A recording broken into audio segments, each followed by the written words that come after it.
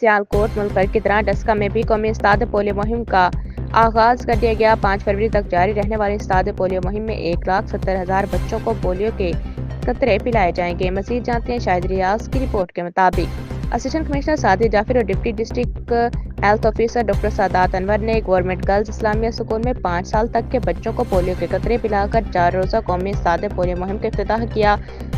इस्ताद polio मुहिम 2 से 5 फरवरी तक जारी रहेगा। इस मुहिम के दौरान तहसील दस्का में 1,70,000 बच्चों को पोलियो से बचाव के कतरे पिलाने के लिए टीमें तश्कील दे दी गई हैं, जो घर घर जाकर स्कूलों, लॉरी अड्डों और पब्लिक मकामात पर 5 साल तक के बच्चों को पोलियो के कतरे पिलाएंगी। असिस्टेंट कमिश्नर ने वालिदैन से अपील की कि वो अपने बच्चों को मुस्तकिल माजूरी से बचाने के लिए पोलियो के कतरे जरूर पिलवाएं। Deputy district health officer doctor Sadat Anwar ने कहा कि पोलियो का खात्मा अवलीन तरजीह है। वालिदैन अपने 5 साल तक के बच्चों को पोलियो के कतरे जरूर पिलवाएं।